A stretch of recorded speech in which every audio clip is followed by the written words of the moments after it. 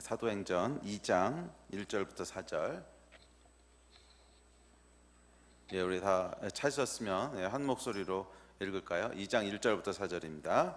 시작. 오순절 날이 이미 이름에 그들이 다 같이 한 곳에 모였더니 호련히 하늘로부터 급하고 강한 바람 같은 소리가 있어 그들이 앉은 온 집에 가득하며 마치 불의 혀처럼 갈라지는 것들이 그들에게 보여 각 사람 위에 하나씩 임하여 있더니 그들이 다 성령의 충만함을 받고 성령이 말하게 하심을 따라 다른 언어들로 말하기를 시작하니라. 아멘.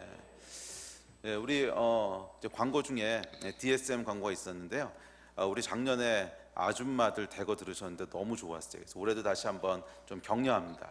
이번에 외부에서 훈련 받으신 분들이 많이 오는데 우리 교회에서는 아직 지원자가 아무도 없어요. 그래서 이런 심각한 문제가 그래서 우리 아줌마들, 아저씨들은 직장 때문에 좀 어려울지 모르겠지만 하여간 우리 주부들 환영합니다. 그래서 굉장한 시너지 효과가 있더라고요. 주부들도 너무 좋았고, 작년에 훈련 받으신 분들이 정말 큰 은혜가 있었는데 올해도 다시 한번 도전합니다. 우리 아줌마들, 아저씨들, 뭐 청년들뿐만이 아니라 누구나 할 수 있어요. 용기를 가지고 도전해 보세요. 될까? 예, 돼요.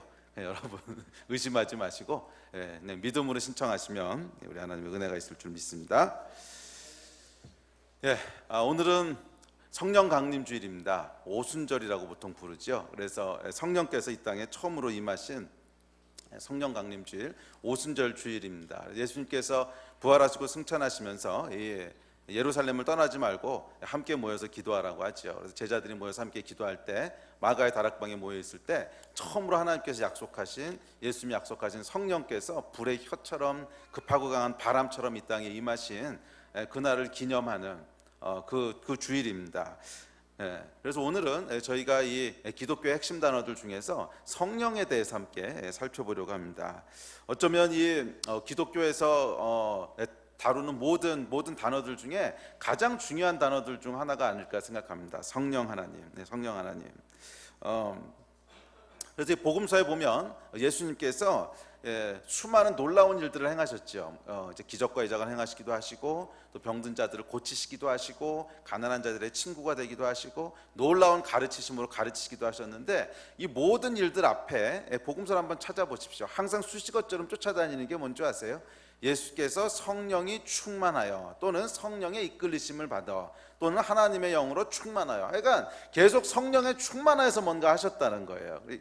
예수님이 어떤 일을 하실 때 그냥 스스로 자기의 능력으로 하신 것이 아니라 항상 그 앞에 이 수식어처럼 따라붙는 말이 성령이 충만하여 예수님이 그 일을 하셨다는 거예요. 성령이 충만해서 어떤 병든 자를 고치시고, 성령이 충만해서 하나님의 말씀을 가르치시고, 성령이 충만해서 기적과 해사를 행하시고, 항상 성령이 충만해서 하셨다는 거예요. 그리고 예수님께서 이제 이 십자가를 지시고 다시 하늘나라로 돌아가실 때가 가까워졌을 때 제자들에게 명령하신 것, 몇 번을 반복해서 명령하신 것이 뭐냐면 너희도 나와 같이 성령 충만을 받으라는 거예요. 너희도 나와 같이 성령을 받으라는 거예요. 특별히 요한복음 20장 22절에 보면 마지막 잡히시기 전날 예수님께 제자들에게 긴 강론을 하시고 나서 마지막에 뭐라 그러시냐면 후 하고 바람을 부르시면서 성령을 받으라 그렇게 말씀하세요. 또 부활하시고 난 다음에도 우리 처음에 말했듯이 이 승천하시기 직전에 제자들에게 하신 말씀이 너희가 이 도시를 떠나지 말고 하늘에서 약속하신 것이 임하실 때까지 여기 머물라는 거예요. 성령을 받으라는 거예요. 예수님께서 제자들에게 내가 성령이 충만해서 이 땅에서 이러이러한 삶을 살았는데 이것은 나에게만 해당하는 것이 아니고 너희들에게도 똑같이 해당하는 일이다. 너희도 성령을 받아야 된다. 그렇게 말씀을 하십니다.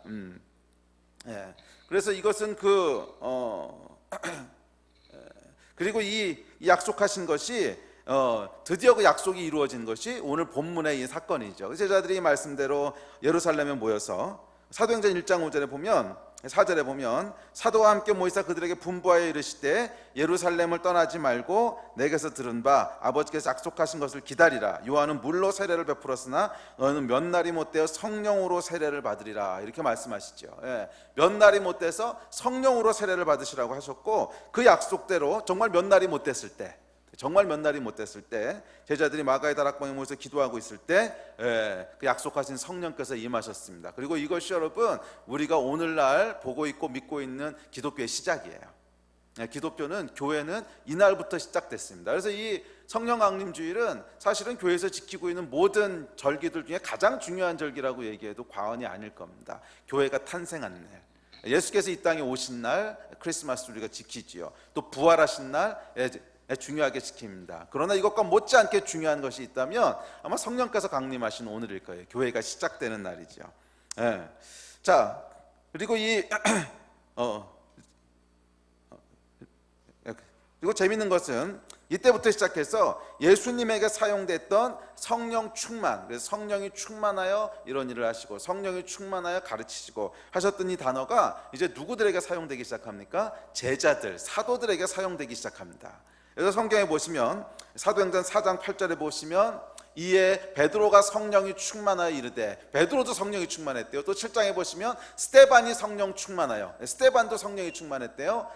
또 13장 9절에 보시면 바울이라고 하는 사울이 성령이 충만하여, 또 13장 52절에 보시면 제자들은 기쁨과 성령이 충만하니라. 이 구절 외에도 예수님이 부활하시고 승천하신 이후의 사건들을 기록하는데 보면 모든 제자들이 다 성령이 충만했다고. 베드로도 성령이 충만하고 스데반도 바울도 바나바도 다 성령이 충만했다는 거예요. 그래서 예수님 앞에만 사용되던 성령 충만이라고 하는 단어가 제자들에게 사용되기 시작합니다. 그리고 놀라운 일이 벌어지는데 예수님이 요한복음 14장 12절에서 뭐라고 예언하셨냐면 너희가 내가 하는 일을 할 것이고 나보다 더 큰 일도 할 거라고 하셨어요. 그런데 정말 이 예언대로 이 성령 충만을 받기 전에 제자들은 뭐 예수님 같은 일 하지 못했습니다. 아무리 열심히 기도해도 병든 자 안 나가지고서 예수님 나중에 오셨을 때 어떻게 해야 됩니까? 그럴 때 기도 외에는 이런 유가 나가려. 하여간 예수님하고는 비교할 수 없는 그냥 평범한 사람들이었어요. 그런데 이 사건 이후에 놀라운 일들이 벌어지는데 베드로가 마치 예수님처럼 사역하기 시작하는 거예요. 바울이 마치 예수님처럼 사역하기 시작하는 거예요. 죽은 자에게 손을 얹으니까 죽은 자가 살아나고 기적과 의사가 일어나고 병든 자들이 살아나기 시작하고 놀라운 하늘나라의 가르침들을 선포하기 시작합니다. 마치 제자들이 예수님이 된 것처럼 그렇게 사역하기 시작해요.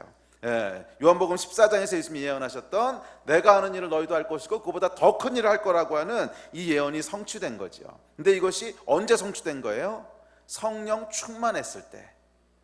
예수님이 성령 충만하여 일을 하시듯이 제자들도 성령 충만했을 때 예수님과 똑같은 일을 하기 시작한 거예요. 그리고 이제 제자들이 다른 그리스도인들을 향해서 똑같은 얘기를 하기 시작합니다. 똑같은 얘기를 하기 시작해요. 그래서 바울 서신과 뒤에 나온 서신서들을 보면 이제 베드로가 바울이 쓴 이 서신서들을 보면 동일하게 반복해서 얘기하는 것이 너희도 성령의 충만을 받으라는 거예요. 예를 들면 에베소서 5장 18절 같은 데 보면 너희도 성령의 충만을 받으라는 거예요. 술 취하지 말라 이는 방탕한 것이 너희 성령의 충만을 받으라. 이 제자들이 성령의 충만함을 받고 나서 보니까 이거였구나. 예수님이 말씀하셨던 그리스도인의 삶의 비결이 이거였구나. 그것을 알게 된 거예요. 그래서 제자들도 이때부터 예수님이 제자들에게 하셨지 똑같이 말하기 시작합니다. 자기의 제자들을 향해서 또 자기 사람들을 향해서 똑같이 얘기하기 시작하는데 너희도 성령의 충만함을 받으라는 거예요. 그리고 그 너희 안에는 저와 여러분이 포함되어 있어요. 자, 이것이 성경의 명령입니다. 예수님께서 성령 충만하셔서 놀라운 일을 하셨듯이 초대교회 사도들이 성령에 충만하여 그분과 똑같은 일을 했듯이 오늘날 저와 여러분에게도 예수님과 똑같은 일을 그보다 더 큰 일을 할 수 있는 놀라운 기회가 주어져 있다는 거예요. 그런데 그 일을 위해서 뭐 하라는 거예요? 성령의 충만을 받으라는 거예요. 아멘. 성령께서 강림하신 것을 기념하는 이날 저와 여러분에게도 성령 충만함이 있게 되기를 주의 이름으로 축복합니다.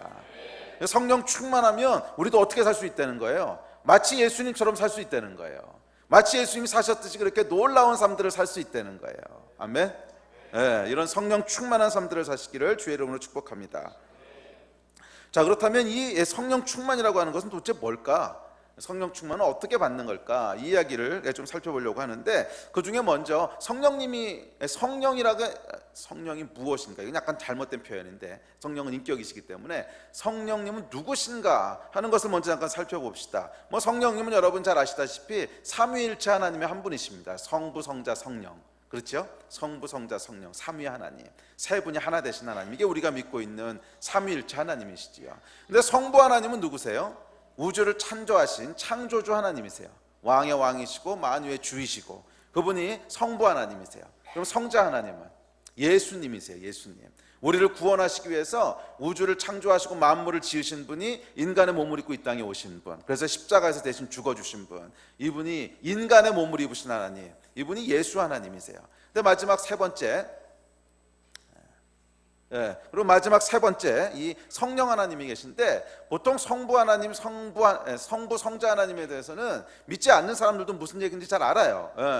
그래서 하나님이라고 부르지 않아도 창조주가 있다고 하는 것을 막연히 알잖아요. 그래서 알라를 창조주라고 생각하기도 하고, 또 그런 고등 종교가 아니라도 그냥 이 정한수 떠놓고 빌면서 천지신명께 빕니다, 뭐 이럴 때도 하나님, 하여간 창조주라고 하는 것이 무엇인지 이해하는데 어려움은 없어요. 또 예수 그리스도가 누구신지도 알아요. 그분을 하나님으로 믿느냐 안 믿느냐 하는 것은 차이가 있겠지만 하여간 예수님이 누구신지는 알아요. 그런데 성령 하나님에 대해서는 참 이해가 어려워요. 그래서 성령 하나님, 그럼 그게 도대체 누구냐? 그래서 어떤 사람은 성령을 기라고 부르기도 하고, 동양에서 기 있잖아요. 또 어떤 사람은 성령 곧 에너지는 이렇게 부르는 분들도 있고. 그런데 여러분, 성령님은 그런 분이 아니세요. 그분은 누구시냐면 하나님이신데, 어떤 하나님이시냐면 우리와 교제하신 하나님을 성령 하나님이라 그래요. 우리와 교제하시는, 펠로우십 하시는. 교제가 뭔지 아시죠? 그러니까 저하고 교제 좀 합시다. 그럼 뭐예요? 얘기하고 또 함께 밥도 먹고 또 함께 이야기도 나누고, 하여간 교제하는 거, 펠로우십 하는 거, 이분을 성령 하나님이라 그러는 거예요. 그래서 우리 그 축도할 때도 보면 성령님의 교통하심이 이런 말 쓰죠. 이게 사실은 이제 옛날 표현으로 좀 잘못된 건데, 요즘 이제 개역 개정에는 이 표현이 다 바뀌었는데, 교통하신다고 하는 게 교제하신다는 뜻이에요. fellowship, fellowship with the Holy Spirit, 영어로 이렇게 돼 있거든요. 그러니까 성령과 교제한다는 뜻이에요. 그래서 이 하나님은 어떤 하나님이시냐면 우리와 교제하신 하나님, 그분을 성령 하나님이라고 부릅니다. 맞아요. 기독교에서 믿는 하나님은 이론이나 종교의 하나님이 아니라 실제로 경험되어진 하나님이에요. 실제로 경험되어진 하나님. 그래서 성경책 속에 이론으로 갇혀 계신 분이 아니라 실제로 우리 삶 속에 개입하셔서 역사하신 하나님이세요. 그래서 여러분, 이 기독교를 지칭할 때 기독교는 체험의 종교다 이런 표현들 하죠. 기독교는 이론이 아니고 체험의 종교다. 맞아요, 여러분. 기독교는요, 글자 속에 갇혀 있거나 이론이나 철학 속에 갇혀 있는 것이 아니고, 그냥 이렇게 살아봐, 그럼 네 마음이 어떻게 될 거고 저렇게 될 거고, 뭐 철학적으로 어떤, 이런 게 아니라는 거예요. 이건 심리학도 아니고 철학도 아니고, 기독교를 묘사하는 가장 정확한 표현이 있다면 우리가 믿는 기독교는 체험의 종교라는 거예요. 체험의 종교라고 하는 건 뭐예요? 하나님을 실제로 체험할 수 있다는 거예요. 하나님을 실제로 경험할 수 있다는 거예요. 그분이 지금도 살아계셔서 그냥 이론으로 책 속에만 갇혀 계신 분이 아니라 오늘도 살아계셔서, 이거 볼륨 조금만 올려줄 수 있어요? 여기로 올리든 거기로 올리든, 하여간 지금도 살아계셔서 우리 삶 가운데 실제로 개입하시고, 실제로 우리 삶의 구체적인 문제 가운데 개입하셔서 역사하시고, 우리를 위로하시고, 우리에게 말씀하시고, 자신이 하나님이신 것을 알게 하시고, 하여간 우리가 뭔가 경험하고 체험할 수 있는 그 하나님이시라는 거예요. 이 하나님을 뭐라 그래요? 성령 하나님이라는 거예요. 그래서 여러분, 만약 기독교에서 성령 하나님을 빼버리고 나면 이것은 그냥 다른 종교와 다를 바 없어요. 그냥 이론이고 철학이고 윤리학이에요. 그런데 이것을 진짜 진리로 만들어주는 살아계신 하나님이라고 하는 것을 확증해 주시는 게 뭐냐면 성령 하나님이시라는 거예요. 그래서 여러분, 성경에 보시면 성령을 보내사 우리를 인치시고, 성령을 보내사 보증하시고, 성령을 보내사 확증하시고, 이 이야기가 반복적으로 나오는 이유예요. 성령께서 오셔서 확증하셨어요. 뭘? 하나님이 정말 하나님이신 것을 확증하셨다는 거야. 보증하셨어요. 뭘? 예수님이 가르치신 이 땅이 끝이 아니고 영원한 생명이 있다고 하는 것을, 아까 말씀 내가 띄우라고 할 때 띄우세요. 지금 끄세요. 계속 내가 지금 헷갈려. 여긴 안 뜨는데 저 앞에서 말씀 찾느라고 막 왔다 갔다 하니까 제 눈이 헷갈리거든요. 제가 일단 띄우세요. 그럼 띄우시면 됩니다. 그냥 있으세요. 아니, 오늘 찾을 말씀이 많아서 파워포인트를 좀 준비하라고 했더니 계속 띄웠다 껐다 하고 있잖아. 그래서 어디까지 했죠? 보증이 대사, 확증이 대사. 그러니까 무슨 얘기냐면, 이 성령 하나님을, 이거 끊어졌잖아, 계속. 만약 성령 하나님이 안 계시다면 이것은 뭐 다른 종교랑 다를 바 없다는 거예요. 윤리고 이론이고 좋은 사상이고, 우리의 마음을 좀 편안하게 해주는 어떤 심리학적인 것이고, 뭐 그것하고 다를 바 없어요. 그런데 기독교가 다른 것은 뭐냐면 성령 하나님이 계셔서 확증하시고 보증하시고 인치셨다는 거예요. 예수님이 이 땅이 끝이 아니고 너희가 죽고 나면 영원한 천국에 있을 거고 하나님의 나라가 있을 거야. 어떻게 합니까? 그것을 보증하시는 분이 있어. 예? 성령님이 오셔서 우리 가운데 하나님을 경험하게 하시고 하나님의 말씀을 듣게 하시고 하나님이 어떤 분이신지를 알게 하시고 이것을 경험하고 나면 이것이 너희의 보증이 될 거라는 거야. 아, 정말이었구나. 아, 이 하나님은 그냥 책 속에 갇혀 계신 분이 아니라 지금도 살아계신 분이구나. 이걸 알게 될 거라는 거예요. 이분이 성령님이세요. 그래서 여러분, 성령 하나님은 어떻게 보면 종교와 참 진리를 구분짓는 가장 중요한 그것이 성령 하나님이세요. 예. 그래서 우리가 믿고 있는 이 기독교는 죽어있는 종교가 아니라는 거야. 인간이 만들어낸 어떤 사상이 아니라는 거예요. 우리의 사상, 또 인간이 만들어낸 종교라면 그 하나님이 지금 살아서 내 삶 가운데 역사할 수는 없지요. 그런데 우리 하나님 그렇게 하시는 분이라는 거예요. 지금도 살아서 우리 마음에 말씀하시고 역사하시고 경험하게 하시고 이분이 성령 하나님이시라는 거예요. 그리고 이것이 여러분 우리가 믿고 있는 믿음의 핵심입니다. 그래서 성경은 뭐라 그러냐면 성령을 받으라 또는 성령 충만하라 그러는 거예요. 여러분, 그래서 기독교에는 우리가 논리로 다 설명할 수 없는 신비한 영역이 있어요. 초월적인 영역이 있다는 거야. 만약에 이런 초월적인 영역이 하나도 없고 신비한 영역이 하나도 없다면 그건 우리가 만들어낸 거지 무슨 진짜 신이겠어. 안 그래? 상식적으로 생각해 보라고. 그분이 우리를 만드셨겠어? 우리가 그분을 만들었겠어? 우리가 그분을 만들어냈다면 그건 종교지요. 그렇다면 그것을 우리가 다 설명해낼 수 있는 말들로 설명할 거예요. 그렇지만 그게 아니고 하나님 우리를 만드셨다면 우리가 다 설명할 수 없는 부분이 있어야 맞지. 그분이 우리보다 크신데. 그래서 기독교에는 여러분 다 설명할 수 없는 부분들이 있어요. 논리적으로 다 설명할 수 없는 부분들이 있어요. 물론 기독교가 우리 이성을 무조건 반대한다는 뜻이 아닙니다. 그런데 이성을 충분히 존중하죠. 그렇지만 이것을 뛰어넘는, 더 이상 어떻게 설명할 수 없는 그 부분이 있다는 거예요. 초월적인 영역들이 있다는 거예요. 성령께서 그 일을 행하세요. 저와 여러분 가운데 믿음이 있는 것도 이 초월적인 걸 경험하신 거 아니에요? 이 초월적인 걸 한 번도 경험 못했는데 내가 100% 그런 거 못 봤어. 우리 하나님께서 우리 가운데 초월적인 경험들을 하게 하신다는 거예요. 이것을 누리신 여러분 되시기를 주의 이름으로 축복합니다. 자, 성령 하나님은 우리가 예수 그리스도를 믿고 거듭나는 순간 어디 들어오시죠? 우리 안에 들어오신다고 얘기하고 있어요. 우리 안에 내주하신대요. 그래서 성령님은 우리 밖에서 우리와 교제하시는 분이 아니라 우리 속에 들어오셔서 우리 마음속에서 우리와 교제하시는 분이세요. 자, 이제 말씀 띄우시면 돼요. 오케이. 같이 읽어봅시다. 시작. 그가 또한 우리에게 인치시고 보증으로 우리 마음에 성령을 주셨느니라. 너희는 너희가 하나님의 성전인 것과 하나님의 성령이 너희 안에 계시는 것을 알지 못하느냐. 아멘. 예. 제가 말씀하셨듯이 우리에게 인치시고 아니 그냥 켜놔요. 예. 그 다음 구절 할 때까지는 켜놓으면 돼요. 예.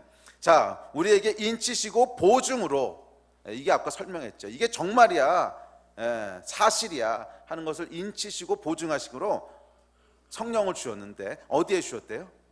우리 마음에 주셨다는 거. 우리 마음에. 우리 마음에. 그래서 우리는 성령이 거하시는 전이라는 거. 우리 마음속에 성령님이 계시기 때문에. 그래서 저와 여러분의 마음 가운데 성령님이 계시다는 거예요. 왜? 교제하시려고. 우리가 펠로우십 하시려고.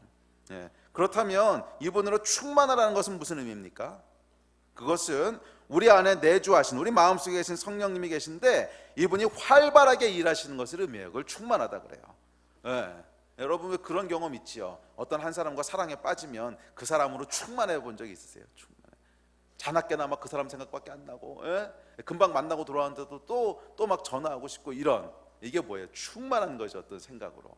그와 마찬가지로 우리 안에 성령께서 계신데 성령으로 충만하다고 하는 건 뭐냐면 우리 안에 계신 성령님이 우리 삶 가운데 활발하게 일하셔서 우리의 모든 마음과 생각을 다 사로잡고 계시고 그거를 충만하다 그러는 거예요. 그래서 우리가 막 자나깨나 성령님 생각만 나고, 와 어떻게 성령님을 더 기쁘시게 할까, 와 지금 성령님은 뭐라 그러실까. 우리 안에, 그러니까 내 마음속에 계신 성령님께서 액티브하게 막 활발하게 활동하시는 것, 이걸 뭐라 그래요? 성령 충만하다 그래요. 아멘. 자, 그렇다면 어떻게 성령 충만할 수 있을까? 자, 이걸 살펴보기 전에, 자, 성령께서 우리 안에 활발하게 일하시는 것이 충만한 거라 그랬죠. 그렇다면 성령님은 무슨 일을 하실까요? 이것을 오늘 좀 살펴보려고 합니다. 무슨 일을 하실까 우리 안에서. 이 일들을 살펴보면서 이 일들이 활발해지는 것이 성령 충만이라는 거예요. 자, 어떤 일을 하실까? 자, 물 한 모금 마시고 합시다.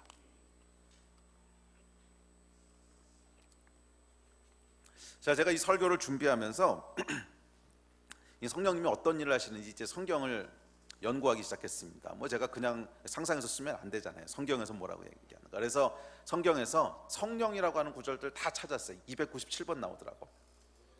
근데 이것은 성령만 그랬고 주의 영, 하나님의 영, 이건 이제 따로예요. 이건 컴퓨터로 찾았으니까 뭐 주의 영, 하나님의 영, 이것도 같은 말인데 그것까지 치면 아마 이거 두 배는 좋게 넘을 텐데, 약간 성령이라고 정확하게 Holy Spirit하고 정확하게 표현되어 있는 것만 297번 나오더라고요. 그래서 이걸 제가 분류하기 시작했습니다. 그래서 성령께서 하시는 일들을 같은 카테고리끼리, 이게 제가 보통 성경 연구하는 방법이거든요. 이거를 297개면 걸 다 복사해가지고 이제 이 파일에다 넣어요. 그 다음에 이것을 같은 종류끼리 분류하기 시작해요. 비슷한 말, 비슷한 종류 이렇게 쫙 분류하면은 대충 몇 가지 주제가 나오죠. 아, 이게 성령께서 하시는 일이구나. 보통 그렇게 이제 성경 연구를 하는데, 제가 요번에는요 하다가 포기했어요.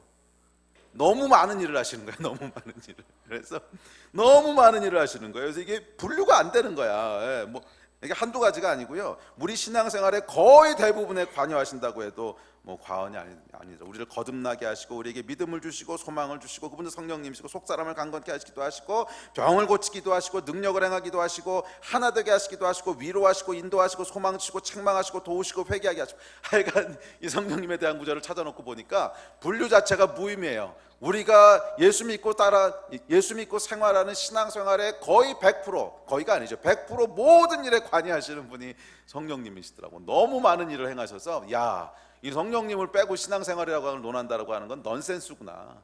성령님을 빼고 신앙생활을 논한다고 하는 건 넌센스구나. 여러분 궁금하신 분들은 여러분도 제가 한 거 똑같이 해보세요.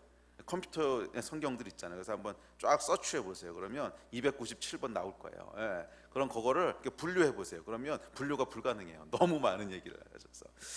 자, 그러니까 이 성령께서는 그래서 무슨 일을 하시는가? 그러면 답은 뭐냐면 전부 다, 모든 일을 다 행하신다. 우리 삶의 모든 부분에 다 관여하시는 분이시라는 거예요.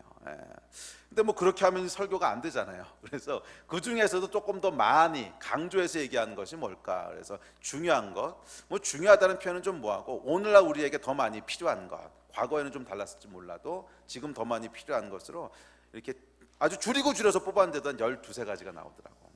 그래서 간략하게 우리가 말씀들을 찾아보면서 이 하나님이 어떤 일을 행하시는지를 살펴보려고 합니다. 성령께서 하시는 일입니다. 자, 첫째, 그 다음 구절. 자, 성경 같이 읽어봅시다. 시작. 보혜사 곧 아버지께서 내 이름으로 보내실 성령, 그가 너희에게 모든 것을 가르치고 내가 너희에게 말한 모든 것을 생각나게 하리라. 오직 하나님이 성령으로 이것을 우리에게 보이셨으니 성령은 모든 것 곧 하나님의 깊은 것까지도 통달하시느니라. 사람의 일을 사람의 속에 있는 영 외에 누가 알리요? 이와 같이 하나님의 일도 하나님의 영 외에는 아무도 알지 못하느니라. 자, 성령께서 하신 첫 번째 일은 뭐냐 하면 하나님이 어떤 분이신지 우리에게 알려주시는 일을 하세요. 하나님의 깊은 생각을 하나님의 영 외에는 아무도 모른다는 거야. 근데 이분이 우리 안에 계시면서 가르치시고 또 생각나게 하시고 보이시고 이 일들을 하신다는 거예요. 그래서 성령께서 하시는 1차적이고 가장 중요한 일은 하나님이 누구신지, 하나님이 어떤 분이신지를 우리에게 알려주시는 거예요. 자, 그런데 하나님은 어떤 분이십니까? 첫째, 하나님은 사랑이세요. 사랑하는 분이세요. 그래서 성령께서 우리에게 어떤 걸 알려주시냐면 하나님이 우리를 사랑하시는, 사랑이라고 하는 걸 알려주신다는 거예요. 자, 그런데 여러분 이것이 중요한 것은, 사랑은 여러분 우리 마음으로 경험하는 거지 머리로 이해하는 게 아닙니다. 잘 생각해 보세요. 사랑은 우리 마음으로 경험하는 거지 머리로 이해하는 게 아니에요. 사랑해 보신 적 있으세요? 사랑하셨으니까 결혼을 하셨겠지. 또 우리 자녀를 낳으면 자녀가 참 사랑스럽고, 또 친한 친구들과 우정을 누리다 보면 사랑이 얼마나 좋은 건지 알게 되죠. 그런데 이 사랑을 여러분 이 사랑에 빠져 사랑을 하여간 사랑을 하게 되면 여러분 그것이 머리에서 일어나는 작용입니까? 아니면 마음에서 일어나는 작용입니까? 그것은 마음에서 일어나는 작용이에요. 뭐 글을 읽고 논리적으로 하나님은 이런 분이시고 창조하시고 예수님 보내시고 사랑하시고, 이걸 아무리 다 이해를 해도 그냥 하나님 사랑하시는구나 머리로 이해를 해도, 그걸 가지고 우리가 하나님이 우리를 사랑하셔, 내가 하나님이 나 사랑하시는 걸 알겠어, 이렇게 얘기하진 않아요. 그것은 그냥 정보를 얻은 거지. 우리가 와 하나님이 나를 사랑하셔, 정말 하나님은 사랑이셔, 이거는 언제 일어나는 반응이에요? 마음에서 그것을 느꼈을 때 일어나는 반응이에요. 아, 하나님이 나를 사랑하시는구나, 이걸 느꼈을 때 일어나는 반응이라는 거지. 그래서 여러분, 성령께서 무슨 일을 하시냐면, 맞아요, 하나님이 우리 사랑하신다고 하는 거 성경에 다 기록돼 있고, 하나님이 세상을 이처럼 사랑하사 독생자를 주셨으니 하나님은 사랑이시라, 성경에 다 기록돼 있어요. 그렇지만 이것을 읽는다고 해서, 우리 머리로 그것을 이해한다고 해서 그것이 우리가 사랑을 알게 되는 건 아니잖아요. 그것은 정보를 안 거지. 이거는 언제 우리가 알게 돼요? 정말 사랑하신다고 하는 것을 마음으로 느끼게 됐을 때 하나님이 사랑이라고 하는 걸 알게 되는데, 그 일을 하시는 분이 성령님이시라는 거예요. 왜? 성령은 우리 마음에 계시다 그랬거든.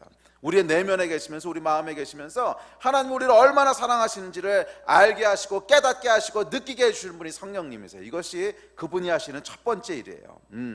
그래서 나를 향한 하나님의 놀라운 사랑, 주체할 수 없는 사랑, 그것을 우리 안에 내주하시는 성령께서 전달해 주시는 거예요.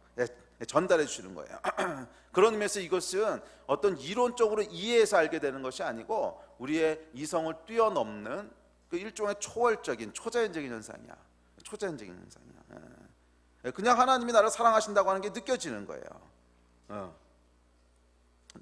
논리적인 이해를 뛰어넘는 하나님이 나를 사랑하신다고 하는 것이 느껴지는 거예요. 이건 아마 성령을 경험하신 분들은 다 무슨 얘기인 줄 알 거예요.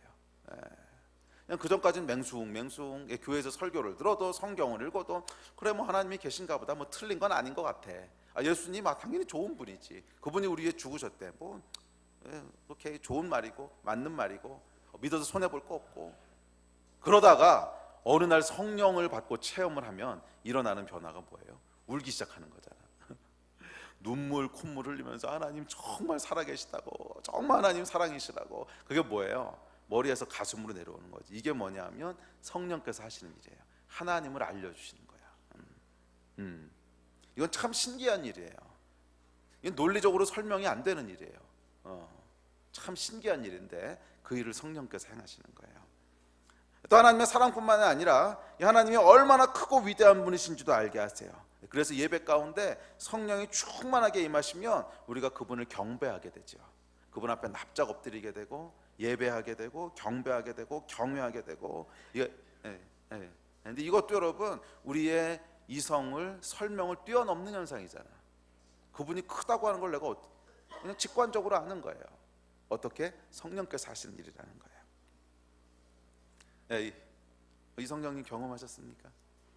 성령 충만은요, 우리에게 하나님을 알려주시는 거예요. 자, 두 번째 하시는 일이 있는데, 둘째 성령께서 하시는 일은 우리에게 믿음을 주시는 거예요. 자, 다음 구절, 자, 같이 읽어봅시다. 시작. 우리가 성령으로 믿음을 따라 의의 소망을 기다리노니. 성령은 우리에게 믿음을 주신다는 거예요. 제가 예수님을 처음으로 믿은 것은 대학교 1학년 때였습니다. 그때 선배가 저를 전도를 했는데요, 이 전도를 받고 제가 예수님을 믿었어요. 그리고 믿고 나서 이제 물론 모태신앙으로 자랐습니다. 그런데 제가 진짜 이 거듭난 건 이때였어요. 그리고 성경을 읽기 시작했어요. 그래서 선배가 성경을 같이 한번 읽어보자 그래서 성경을 읽기 시작했는데, 야, 정말 이렇게 빠져든다는 게 그런 거구나 하는 걸 제가 그때 처음 알았어요. 이 성경을 읽기 시작하는데 정말 이 안에 막 빠져들어가는 거예요. 너무너무 이게 재밌는 거예요. 너무너무 재밌고 너무너무 신기하고. 그래서 제가 그때 한 두세 달 정도 만에 성경을 다 읽었어요. 구약부터 신약 끝까지, 창세기부터 계시록까지 다 읽었어요. 근데 읽고 나서는 어떤 결론을 내렸냐면, 야, 이건 진리다. 이건 지어냈을 가능성이 거의 없다. 이게 지어낸 얘기라면 이건 아니야, 이건 불가능한 일이야. 이거는 정말 진리야. 이건 하나님이 쓰신 글이야. 이게 거짓말일 확률은 10%도 안 돼. 근데 문제는 그 10%야. 진리인 게 90%는 믿어지는 거야. 아니, 조금 더 쓰자고, 한 95% 믿어져. 근데 100% 이 얘기는 못 하겠는 거야. 그렇잖아요, 여러분. 모든 역사의 진리는 다 통계적인 진리지 100%라는 건 없어요. 그건 수학에나 있는 얘기지. 그렇잖아요. 뭐 세종대왕이 한글을 만들었다, 그거는 역사의 기록들이 남아 있으니까 한 90% 이상 사실일 거야, 이렇게 믿는 거지. 뭐 타임머신 타고 가서 만드는 거 직접 봤어? 아무도 못 봤잖아. 그러니까 모든 역사의 진리는 항상 통계적인 진리지 뭐 이런 이 수학적인 진리가 아니라는 거예요. OX 문제가 아니라는 거예요. 그런데 어떻게 하나님께서 쓰신 이 글이 OX 문제처럼 100% 진리라고 믿겠어요? 당연히 안 믿어지죠. 그래서 90%, 95%, 오케이 99% 이게 거짓말이 아니라고 하는 건 내가 알겠어. 그런데 100%라는 말은 못 하겠는 거예요. 근데 그게 제 안에 늘 찝찝한 거예요. 이게 100%면 제가 제 인생을 올인하고 던질 수 있겠는데 90%에다 내 인생을 던지려면 이게 너무 리스키한 거야. 그리고 그 부담감, 위험성, 불신 뭐 이런 것들이 제 안에 계속 괴로운 거예요. 그래서 이걸 가지고 한 6개월 이상을 제가 고민을 했어요. 분명히 성경을 읽어보니까 사실인 건 알겠고 이게 거짓말일 확률은 정말 10%도 안 되는데 근데 왜 100%는 안 믿어질까? 제가 그걸로 고민하다가 어느 날요 성령을 받았어요. 성령을. 어느 집회에 갔다가 목사님이 안수를 해주시는데 성령이 임하신 거야. 내가 성령을 받고 나서 보니까 제 안에요 점프가 일어나는데 무슨 점프가 일어나냐면 믿음의 점프가 일어나는 거예요. 90에서 100으로. 그래서 이거였구나. 여러분 이거는 믿는 게 아니더라고. 그것은 그냥 믿어지는 거더라고. 여러분 이것이 우리가 아무 노력도 안 하는데 그냥 저절로 믿어진다 이런 의미는 아닙니다. 95까지는요 제가 노력해서 알아보고 믿은 거예요. 그런데 안 되는 파트가 있더라는 거예요. 아무리 노력해도 이 갭은 성령께서 하시는 파트예요. 믿어지게 하는 파트가 있다는 거야. 그래서 여러분 사람이 오케이 그럼 믿어지게 하신다니까 나는 절대로 안 믿을 테니까 한번 믿어지게 해봐. 성령님 오늘부터 믿어지게 해보세요. 이건 죽었다 깨나도 안 돼. 우리가 해야 될 파트가 분명히 있어요. 우리가 해야 될 파트가 있어. 성경을 연구하고 그 가운데 정말 하나님이신지 알아보고 기도하고 다 해야죠. 그렇지만 그거 가지고 안 되는 파트가 있어. 해보세요. 아무리 우리가 노력을 해도 넘어갈 수 없는 선이 있어. 계속 의심이 생기고 그 이상은 아닌 것 같고. 그런데 이건 누가 하시는 거예요? 성령께서 하신 일이라는 거예요. 우리 안에서 이 점프가 일어나게 하시는 분이 있으세요. 그래서 와 이게 정말 진짜구나. 이게 정말 사실이구나. 하나님이 살아계셨구나. 왜? 그럼 몰라. 설명은 안 돼. 이건 설명할 수 없는 파트예요. 그런데 정말 믿어지게 하신다고 하는 게 정확한 표현이야. 내가 믿는 게 아니고 그냥 믿어지게 하시는구나. 맞아요. 이게 성령께서 하시는 일이에요. 우리 안에 믿음을 주세요. 믿어지게 하세요. 아멘. 그리고 믿음이 있으니까 당연히 따라오는 게 뭐야? 소망이지. 소망. 여기서 끝이 아니구나. 하나님이 살아계시구나. 소망을 주세요. 그래서 믿음을 따라 의의 소망을 기다리게 하시는 분, 이분이 성령님이시라는 거예요. 아멘. 그래서 소망이 있기 때문에 그리스도인은요 어떤 상황 가운데 있든지 포기하지 않아요. 어떤 상황 가운데 있든지 완전히 쓰러지지 않아요. 왜? 내 안에 믿어지게 하시는 분이 계신데 이 믿음의 눈으로 바라보기 시작하면 이 세상이 끝이 아니거든. 믿음의 눈으로 바라보기 시작하면 하나님이 살아계시거든. 그래서 항상 소망 가운데 거하게 돼요. 여러분 얼마나 축복인지. 자, 세 번째로 넘어가겠습니다. 자, 성령께서는 우리에게 기쁨과 평강과 만족을 주시는 분이세요. 다음 구절. 자, 우리 같이 읽어봅시다. 시작. 영전 끝날 곧 큰 날에 예수께서 서서 외쳐 이르시되 누구든지 목마르거든 내게로 와서 마시라.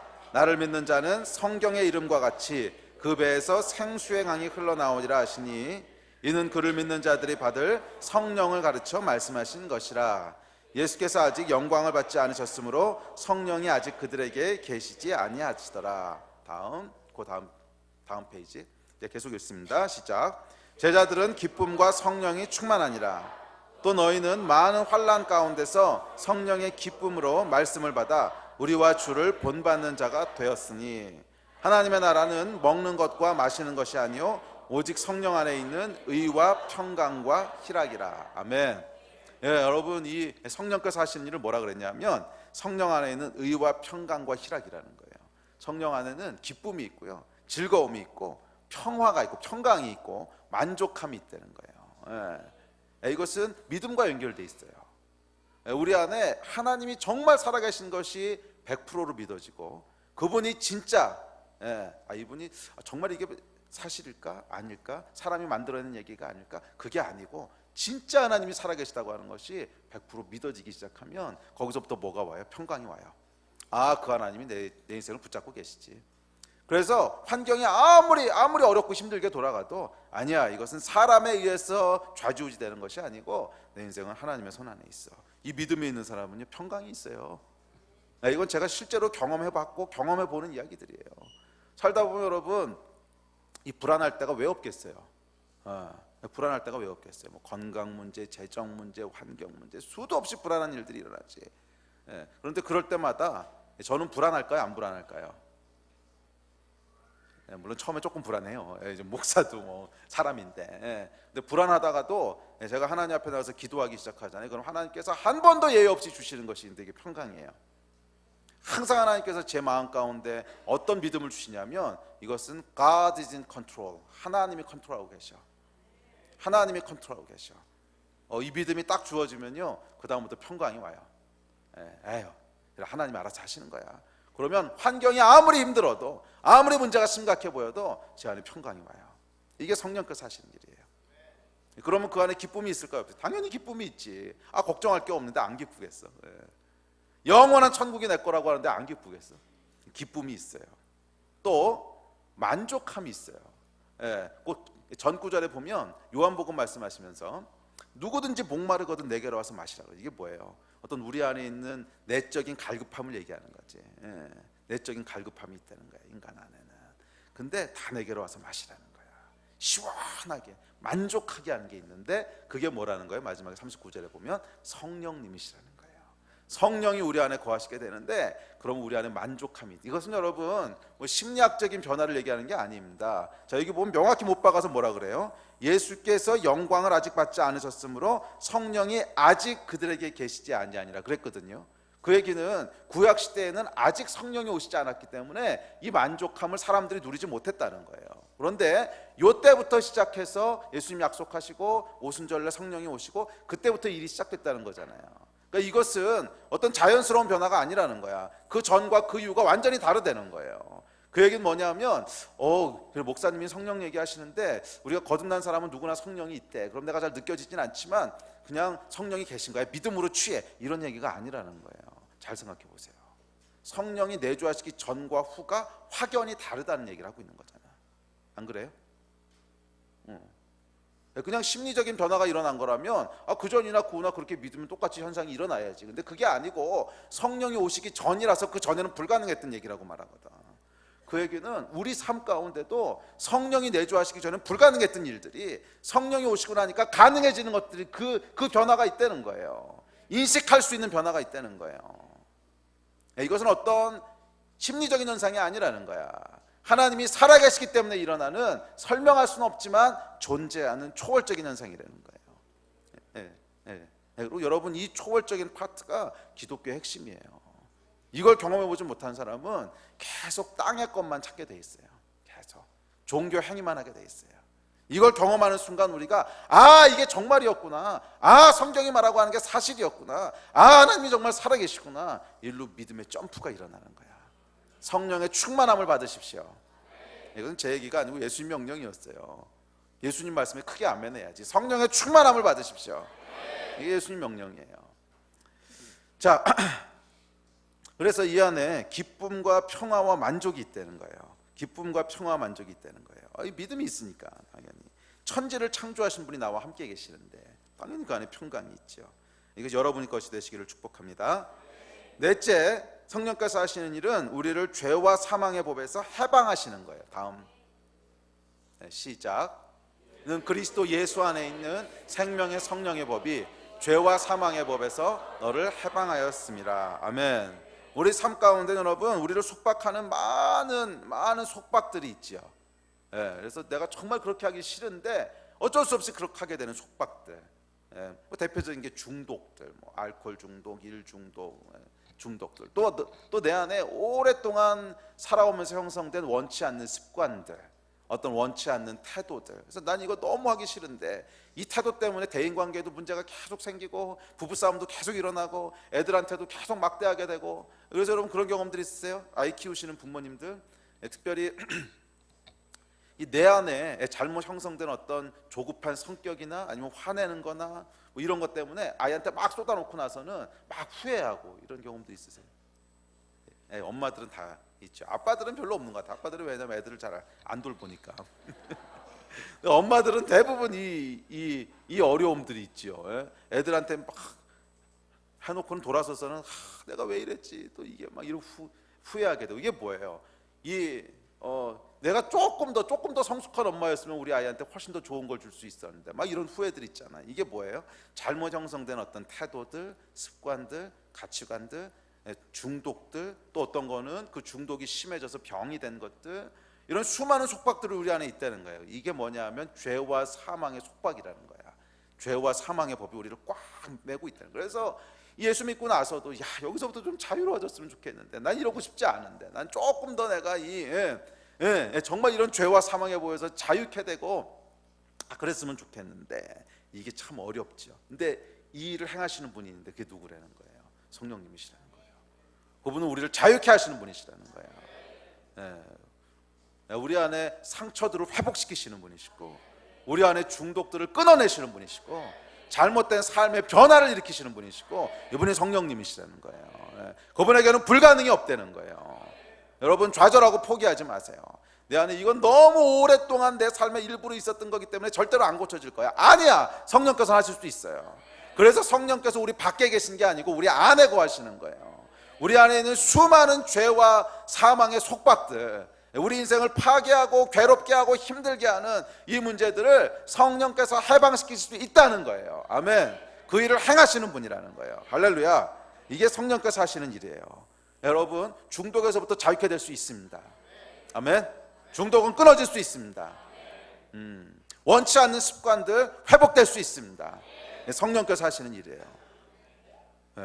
그래서 우리가 이제 1년에 한 번씩, 두 번씩 이제 내적 치유 수양이, 하나님과의 만남 수양회 때 이 일들을 집중적으로 다루죠. 물론 그때 한 번만 한다고 해결되는 건 아니에요. 그 이후에도 계속 성령님과 함께 동행하는 과정들이 필요하지만, 하여간 성령과 동행하면은요, 우리 안에 내적인 변화가 일어나요. 아멘. 죄와 사망에 보여서 해방될 수 있는 줄로 믿습니다. 자, 다섯째, 성령께서는 우리를 가르치시고 인도하는 분이세요. 자, 다음 읽읍시다. 시작. 오직 성령께서 가르치신 것으로 하니 영적인 일은 영적인 것으로 분별하느니라. 내가 이르노니 너희는 성령을 따라 행하라. 그리하면 육체의 욕심을 이루지 아니하리라. 성령께서 뭐 하시는 분이세요? 우리 인생을 인도해 주는 분이세요. 가르치시고 인도하는 분이세요. 그래서 여러분 안에 내주하시는 성령님께 계속 물으세요. 성령님, 내가 어디로 갈까요? 무엇을 할까요? 어떻게 해야 될까요? 제가 몇 번 여러분 설교할 때 나눴지만, 제가 기도할 때 가장 많이 하는 기도예요. 주님, 무엇을 원하십니까? 저를 인도해 주십시오. 그러면 성령께서 그래, 오늘은 동쪽으로 가라, 이렇게 말씀은 안 하실 수 있어요. 대부분은 그렇게 말씀 안 하십니다. 그렇지만 우리가 계속 이것을 물을 때 우리 안에 분명한 어떤 가치가 형성되는데, 그것은 성령님의 인도하심을 받고 싶은 마음이 생겨요. 그러면 그 마음 가운데 성령께서 반드시 일하세요. 반드시 일하세요. 그래서 우리를 실수하지 않게 하시고, 올바른 선택을 하게 하시고, 가야 될 길로 인도하시고, 그것을 가르쳐 주시고 다 하세요. 아멘. 우리를 가르치시고 인도하는 분이세요. 그럼 성령님의 음성은 어떻게 듣습니까? 제자의 삶을 들으세요. 여기서 그걸 다 다룰 수는 없고. 자, 여섯째, 뿐만 아니라 성령께서는 우리를 책망하는 분이세요. 다음, 자, 읽읍시다. 시작. 그러나 내가 너희에게 실상을 말하노니 내가 떠나가는 것이 너희에게 유익이라. 내가 떠나가지 아니하면 보혜사가 너희에게 오시지 아니할 것이요, 가면 내가 그를 너희에게 보내리니 그가 와서 죄에 대하여 의에 대하여 심판에 대하여 세상을 책망하시리라. 성령께서는 우리를 자유케 하시고 도우시는 분이실 뿐만 아니라 죄를 지을 때 책망하는 분이시고요, 잊지 말아야 될 곳에 있을 때 찔림을 주시는 분이시고, 하지 말아야 될 말을 할 때 돌이키게 하시는 분이시고 책망하는 분이시라는 거예요. 그래서 여러분, 이 성령 충만한 사람은요, 죄에 대해서 굉장히 민감해요. 굉장히. 성령 충만한 사람은 조금만 하지 말아야 될 일을 했을 때도 그 안에 아주 예민한 아픔이 있어요. 하지 말았어야 되는데, 내가 그때 그런 거 하지 말았어야 되는데. 그 예민함이지. 이게 뭐예요? 성령께서 하시는 일이에요. 그래서 성령은 회개의 영이세요. 잘못된 거를 깨닫게 하시고, 잘못된 곳에 있을 때 찔리게 하시고, 하지 말아야 될 일을 할 때 돌이키게 하시고, 깨닫게 하시고, 이분이 성령님이세요. 자, 일곱째, 성령께서는 사명을 주시는 분이세요. 자, 다음 페이지. 시작. 오직 성령이 너에게 임하시면 너희가 권능을 받고 예루살렘과 온 유대와 사마리아와 땅 끝까지 이르러 내 증인이 되리라 하시니라. 성령님은요, 우리로 하나님 나라를 위해 살고 싶게 하시고 우리가 복음을 전하고 싶은 열망에 불타게 하시고 그런 분이세요. 제가 앞서 간증했듯이 한 6개월 만에 제가 성령을 받았어요. 그리고 제 안에 일어난 큰 변화 중에 하나가, 이거는 설명이 잘 안 되는 변화인데, 하나님의 나라라는 단어만 나오면 우는 거야. 아니, 멀쩡한 사람이 대학교 2학년 때였는데, 젊은 청년이, 그것도 수학을 전공하는 사람이 하나님의 나라라는 얘기만 나오면 이유도 없이 그냥 눈물이 나는 거야. 그러면서 제 안에 어떤 생각이 드냐면, 나는 이 나라를 위해 살 거야. 나는 하나님을 위해 살 거야. 이 열망이 막 올라오는데 이걸 어떻게 설명을 못 하겠어요. 왜 그런지. 이런 경험 여러분 해보셨어요? 저하고 오랫동안 같이 있으신 분들은 제 성향을 아시잖아요. 항상 어떤 현상이 일어나면 왜 그런지를 파고 또 파서 설명을 해야만 되는 사람이잖아. 항상 이것을 설명을 해야만 되는 게 제 아주 타고난 그 DNA인데, 이건 설명이 안 되는 거예요. 왜 그런지는 아무리 파도 설명은 안 되는데, 제 안에 나는 복음을 위해 살 거야. 난 하나님 나라를 위해서 살 거야. 이 열망이 올라오는데 설명이 안 돼. 그리고 나중에 알았어요. 이게 뭐냐면 성령께서 하시는 일인 거예요. 우리 안에 성령께서 하시는 일인 거예요. 하나님을 사랑하게 하시는 거예요. 하나님을 사랑하게 하시는 거예요. 그걸 사랑하다 보니까 그분을 위해 살고 싶은 거지. 아멘. 사명을 주시는 분이세요. 자, 8번째, 사명을 줄 뿐 아니라 이 사명을 이룰 수 있는 능력도 주시는 분이세요. 자, 다음 페이지. 자, 읽겠습니다. 시작.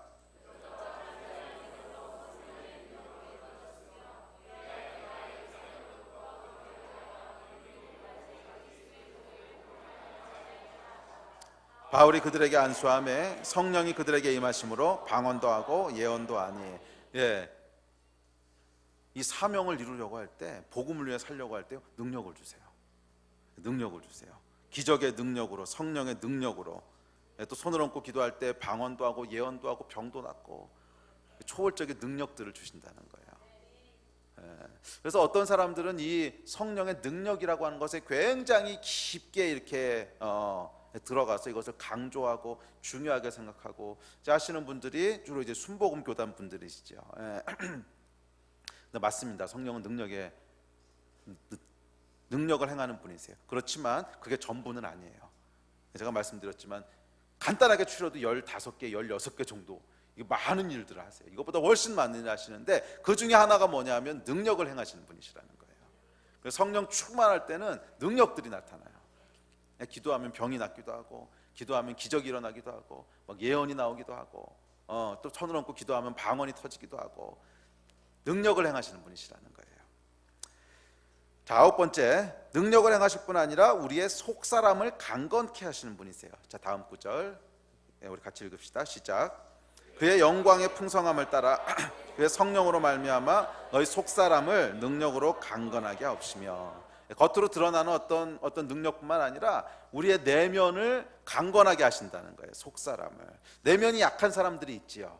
다른 사람 말에 쉽게 상처받고, 그렇죠? 어떤 사람은 정말 유리 같은 사람이 있어요. 유리. 건들면 깨질 것 같은. 그게 옛날에 무슨 가요였는데 톡 하고 건들면 깨질 것 같은 이런 마음들이 있어서 뭐라고 얘기를 못 하겠어요. 이 얘기하면 분명히 시험 들 텐데, 이 얘기하면 분명히 어려울 텐데.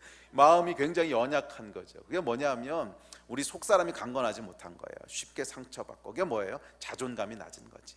자기에 대한 그 셀프 이미지가 굉장히 낮고 열등감이 많고 쉽게 상처받고, 이런 마음들, 성숙하지 못한 마음들, 이런 마음들이 우리 속사람인데, 성령께서는 이 속사람을 강건하게 하신다는 거예요. 강건하게 하신다는 거예요. 우리 마음이 성숙해지게 하셔서 오래 참지 못하던 사람이 오래 참을 수 있는 사람이 되게 하시고, 셀프 컨트롤, 절제가 안 되던 사람이 삶을 절제할 수 있게 하시고, 쉽게 상처받던 사람이 상처받지 않는 사람이 되게 하시고, 용서할 수 있는 사람이 되게 하시고, 관용이 있는 사람이 되게 하시고, 또 무엇보다도 미움이 많은 사람이 사랑하는 사람이 되게 하시고, 이 일을 행하신다는 거예요. 우리 속사람을 강건케 하시는, 속사람을 강건케 하시는, 이게 성령께서 하시는 일이에요. 자, 10번째, 또한 성령님은 우리를 거룩하게 하시는 분이세요. 자, 다음 구절 시작.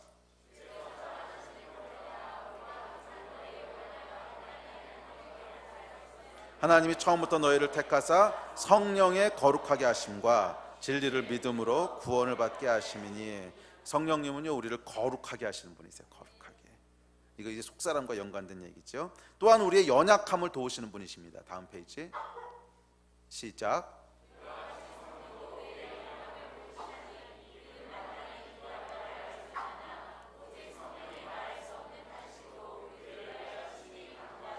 우리 연약함을 도우시는 분이세요. 11번째, 성령께서는 우리가 하나 되도록 하시는 분이세요. 다음 페이지. 너무 많아서 이제 자세히 설명을 생략합시다. 하나 되게 하시는 분이세요. 읽읍시다. 시작. 성령 안에서 하나님이 거하실 처소가 되기 위하여 그리스도 예수 안에서 함께 지어져 가느니라. 평안에 매는 줄로 성령이 하나 되게 하신 것을 힘써 지키라. 우리를 하나 되게 하시는 분도 성령님이시라는 거예요. 12번째, 우리로 하나님의 자녀인 것을 알게 하세요. 다음 시작. 성령이 친히 우리의 영과 더불어 우리가 하나님의 자녀인 것을 증언하시느니라. 우리는 고아가 아니라 하나님의 자녀라는 거예요. 이걸 우리로 알게 하시고 고백하게 하신다는 거예요. 여러분, 성령께서 이렇게 많은 일을 하세요. 할렐루야. 성령께서 이렇게 많은 일을 하세요. 이 모든 일을 행하시는 분이 성령님이세요. 어디서? 우리 안에서, 우리 마음 안에 거하시면서 이 모든 일을 행하시고 이루시는 분이세요. 이것이 성경의 약속입니다. 누구든지 성령 충만하게만 하면, 앞서 우리가 언급했던, 아니 이거는 정말 세 발의 피야. 297개 찾아보세요. 그럼 그 안에 무수히 많은 일들, 이거 말고도 엄청나게 많은 일들을 하시는데, 우리가 성령 충만하기만 하다면 성경에 약속하고 있는 이 모든 성령님이 하시는 일, 우리 안에 하시는 일들이 충만하게 활성화된다는 거예요. 아멘. 이 일을 여러분 원하십니까? 안 원하세요? 원하세요? 예, 이 일을 원하십니까? 성령께서 앞서 성경에 약속하신 이 일들을 다 행하시기를 이루세요. 예, 믿음이 점프되는 걸 원하세요? 기쁨과 평안 가운데 늘 있게 되기를 원하십니까? 믿음 가운데 있기를 원하십니까? 그분의 위로하심이 있기를 원하십니까? 능력이 있기를 원하십니까? 하나 되게 하시고 자녀인 것을 알게 하시고 속사람을 강건케 하시고 이 일이 여러분 있기를 원하세요? 그렇다면 예수님의 말씀대로 성령 충만하세요. 성령 충만하세요. 아멘. 성령 충만을 받으세요. 아멘. 그러면 이 약속하신 것들이 이루어진다는 거예요. 할렐루야. 자, 그렇다면 어떻게 성령 충만을 받는가? 이거 간단히 살펴보고 우리 기도합시다. 성령 충만을 받기 위해서는 이제 다시 처음 질문으로 돌아가는 거예요. 그럼 어떻게 성령 충만을 받을 수 있는가? 이 행하시는 모든 일들이 어떻게 활성화될 수 있는가? 첫째, 성령님을 존중해야 돼요. 성령님은 인격이세요. 이분은 어떤 뭐 기, 에너지 이런 게 아니에요. 이분은 인격이세요. 그래서 이분이 존중받지 않는데 억지로 우리 인생 가운데 일하시는 분이 아니세요.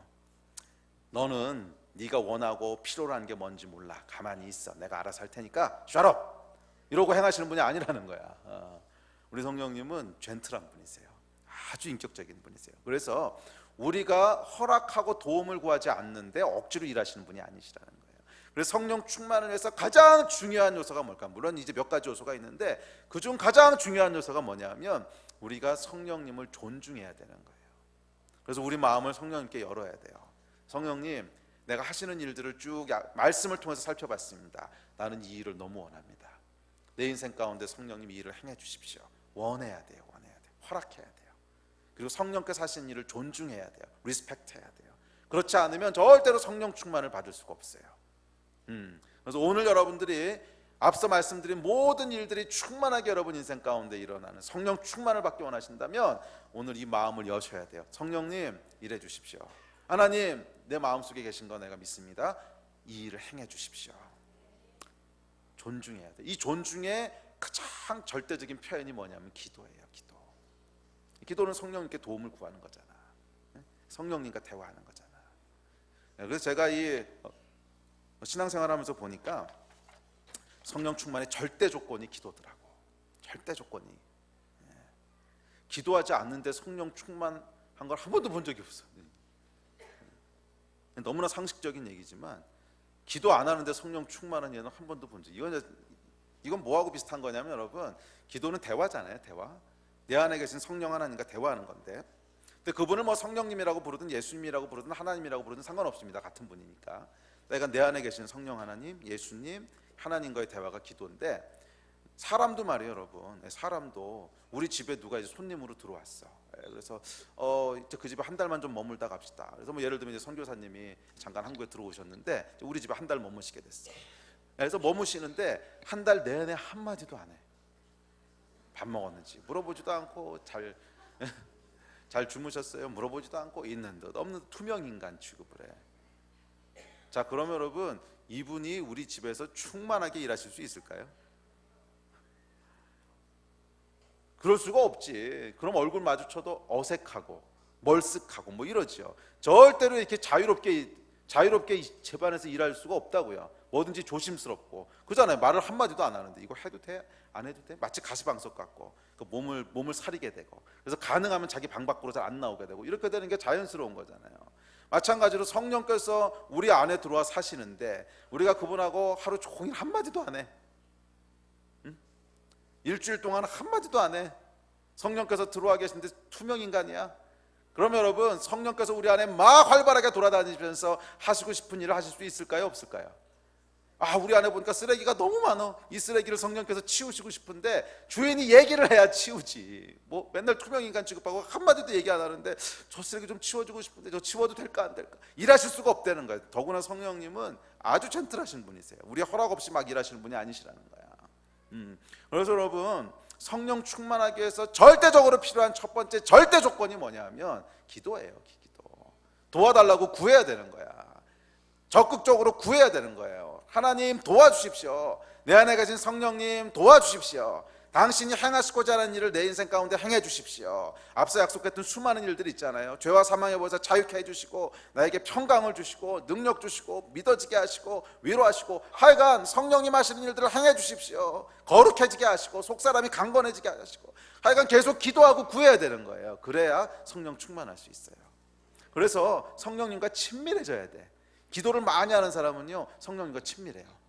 그래서 평상시에 활동하다가도 그냥 수시로 성령님께 물어보게 돼요. 그 경험 여러분 하시죠? 기도 많이 하다 보면은 수시로 기도하게 돼요. 무슨 일 할 때도 아이고 하나님 이거 해도 될까요? 안 될까요?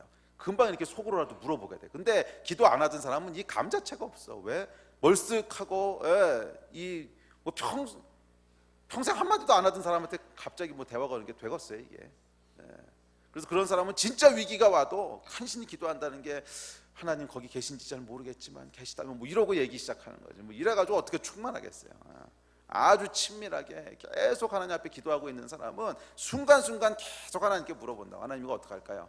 도와주셔야지. 예 하나님, 이건 이거 이 기도가 있어야 되는 거예요. 자, 둘째 뭐가 있어야 될까요?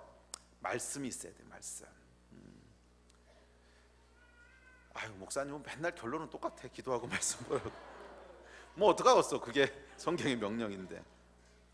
근데 말씀에 대해서요 재밌는 게 있어요. 에베소서 5장하고 골로새서 3장 이 두 개를 보면 이렇게 얘기하고 있습니다. 한번 다음 구절 보실까요? 자, 읽어봅시다. 시작. 술 취하지 말라. 이는 방탕한 것이니 오직 성령으로 충만함을 받으라. 시와 찬송과 신령한 노래들로 서로 화답하며 너의 마음으로 주께 노래하며 찬송하며. 자, 골로새서 시작. 그리스도의 말씀이 너희 속에 풍성히 거하며 모든 지혜로 피차 가르치며 권면하고 시와 찬송과 신령한 노래를 부르며 감사하는 마음으로 하나님을 찬양하고. 어때요 여러분? 두 구절이 비슷하다고 느끼지 않으세요? 이 에베소서하고 골로새서는 많은 학자들이 생각하기를 바울이 한 자리에서 같이 쓴 편지가 아닐까 생각을 합니다. 왜냐하면 내용이 굉장히 비슷해요. 물론 이제 에베소하고 골로새 특징 때문에 앞에 부분 조금 다른데 5장하고 3장은요 이제 나중에 찾아가서 읽어보세요. 요 바로 다음에 뭐 나오는지 아세요? 아내들이여 남편에게 이렇게 하라. 남편들이여 아내에게 이렇게 하라. 에베소 5장 뒷부분 그거 나오고요. 골로새 다음에 바로 보면 아내들이여 남편들이 똑같이 진행돼요. 그러니까 두 개가 평행 구절이라는 거예요. 똑같이 평행 구절이거든. 근데 에베소서에 보면 성령 충만함을 받으라 이렇게 얘기했는데 골로새서에 보면 말씀이 너희 속에 풍성히 거하게 하라 이렇게 얘기한단 말이야. 그러니까 이게 두 개가 무슨 거예요? 호환 가능한 거라고 하는 걸 알 수 있지. 성령 충만, 말씀이 너희 안에 풍성히 거하는 거. 이게 서로 비슷한 얘기라는 거예요. 그러니까 그거 써야 될 자리에 말씀 풍성하다고 하는 걸 썼잖아.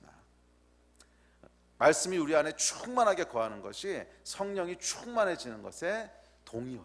동의어. 말씀이 여러분 안에 충만하게 거하게 하세요. 그럼 성령 충만해져요. 아멘. 셋째, 성령 충만하려면 죄를 멀리해야 돼요. 성령님께 순종해야 돼요. 우리가 죄를 짓고 성령께 불순종하면 어떻게 될까요? 성령께서 근심하세요. 근심. 자, 다음 구절 시작.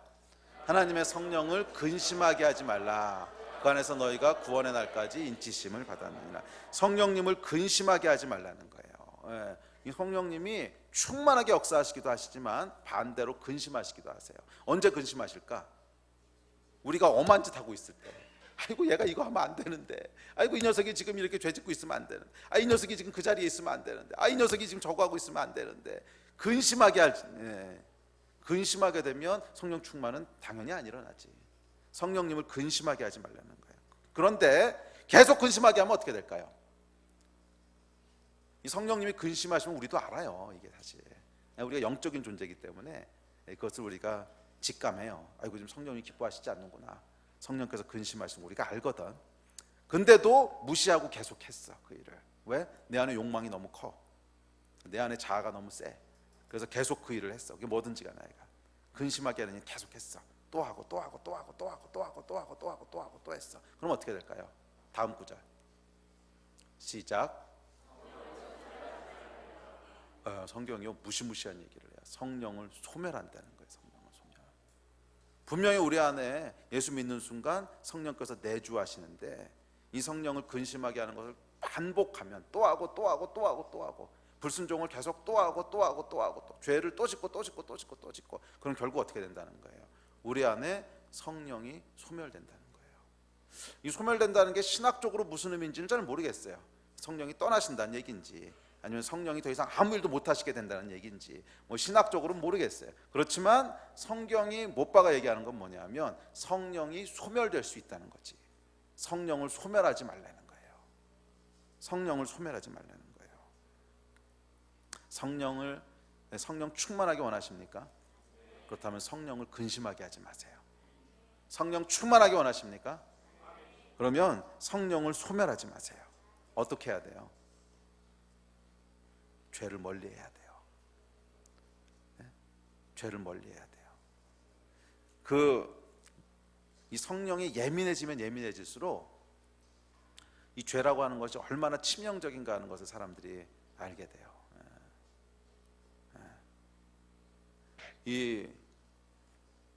뭐 그렇게 큰 죄가 아니라도 정말 예민한 사람들은요, 조그만 불순종, 조그만 죄가 들어와도요, 우리 안에 이 성령님과의 관계가 탁 막히는 느낌들을 받게 돼요. 근데 워낙 죄 가운데 뒹굴던 사람은 뭐 그 느낌도 없어. 그냥 워낙 죄 가운데 막 돼지 뒹굴듯이 뒹구는 사람들은 뭐 거기다 더 하나 얹어 놔봐도 별 차이가 없으니까 그거 잘 모르는데 죄송합니다. 근데 예민한 사람들, 정말 성령님과 동행하는 걸 오랫동안 연습하고 그 삶을 지켜온 사람들은요, 작은 불순종이나 작은 죄가 하나 들어와도 탁 막혀요. 탁 막혀. 그래서 기도가 막히고 기도에도 답답하고 말씀이 눈에 안 들어오고 영적으로 꽉 막힌 것 같고, 죄가는요 여러분 영적인 것들을 탁 막아버려요. 죄를 멀리 하셔야 돼요. 그리고 제가 장담하건대 죄를 멀리하는 생활들을 계속 일주일, 한 달, 6개월 하시잖아요. 그럼 여러분들이 영적으로 굉장히 예민해지는 것들을 막 피부로 느끼실 거예요. 정말 하나님 옆에 계신 것 같고 그분의 소근소근 말씀하시는 것들이 막 들리는 것 같고 항상 내 안에 막 기쁨과 흥분이 있고, 이거 해보면 알아요. 죄를 멀리하시고 기도와 말씀 가운데 한 6개월만 해보세요, 여러분. 그러면 여러분의 영이 완전히 달라지는 것을 체험할 수 있어요. 체험. 근데 많은 사람들이 여기까지 안 가. 그냥 가다가 이 돼지가 이 오물에 뒹굴듯이 하도 죄에 막 몸을 뒹굴다 보니까 여기까지 가지를 못해. 그래서 항상 그냥 그게 그건 줄 알아. 이게 그냥 신앙생활인 줄. 그렇지 않아요, 여러분. 성령 충만하라 그러셨거든. 이 충만한 가운데 한번 가보시라는 거예요. 오늘부터 결단하고 한번 가보시라는 거예요. 말씀과 기도 가운데 한번 가보시라는 거예요.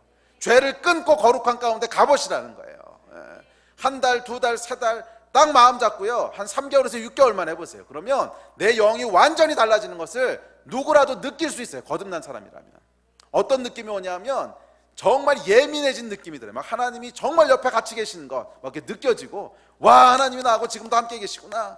예, 그리고 그분이 무엇을 원하시는지가 막 깨달아지고, 아, 이분이 슬퍼하시는구나, 기뻐하시는구나, 원하시는구나, 원하지 않으시구나, 이건 뭐 설명할 수 없어요. 그냥 아는 거야. 그냥 아는 거. 예. 예, 그리고 내 마음 가운데 기쁨이 있고 평강이 있고 막 열정이 나오고, 이게요, 우리가 누릴 수 있게 되는, 이 변화를 인지할 수 있다는 거예요. 인지할 수 있다는 거야. 해보시라고. 아멘. 예, 해보시라고. 성령 충만을 받으라 그랬잖아. 그럼 성령 충만 받는 것을 추구해야지. 그냥 지금처럼 똑같이 살면서 언제 충만이 오나 그래봐야 안 와. 이것은 추구해야 되는 거예요. 성령 충만을. 이미 우리 안에 성령이 거하셨기 때문에 성령 받는 건 조금 다른 얘기입니다. 그렇지만 이미 거듭나고 성령을 받으셨으면 이 충만을 우리가 추구해야 되는 거예요. 아멘. 계속 기도와 말씀 가운데, 그리고 죄를 멀리하는 순종하는 삶 가운데 한 몇 개월만 가보세요. 그러면 내 영이 완전히 달라지는 걸 느낄 수 있어요. 아멘. 성령을 소멸치 마십시오. 아멘. 자, 마지막 네 번째, 성령 충만하려면 서로 사랑하세요. 하나님은 사랑이시라 그랬거든. 예, 성령이 언제 활발하게 움직이실까? 하나님이 기뻐하시는 일 할 때 활발하게 움직이시는 거예요. 언제? 사랑할 때. 우리 하나님은 사랑이시거든. 그래서 우리가 이웃을 사랑할 때, 하나님을 사랑할 때 그분은요 활발하게 일하세요. 활발하게 일하세요. 그래서 예수님 뭐라 그러셨어요? 하나님을 사랑하고 내 이웃을 사랑하라고 하신 거예요. 그럼 그게 성령 충만해지는 비결이라는 거예요. 그럼 여러분, 정말 성령 충만하게 원하신다면 사랑하세요. 첫째, 하나님을 사랑하시고, 둘째, 이웃들을 사랑하세요. 이 일을 계속 하다 보면 우리 안에 성령께서 더 활발하게 일하시는 것을 경험하게 될 거예요. 자, 이제 말씀을 마무리합시다. 여러분, 성령께서 행하시는 놀라운 일들에 대한 사모함이 있으십니까? 성령께서 나로 믿어지게 하시고, 내 속사람을 강건케 하시고, 죄와 사망의 법에서 해방시키시고, 의와 평강과 희락 가운데 거하게 하시고, 원하십니까? 원하십니까? 네, 그렇다면 우리 성령님 앞에 좀 나갑시다.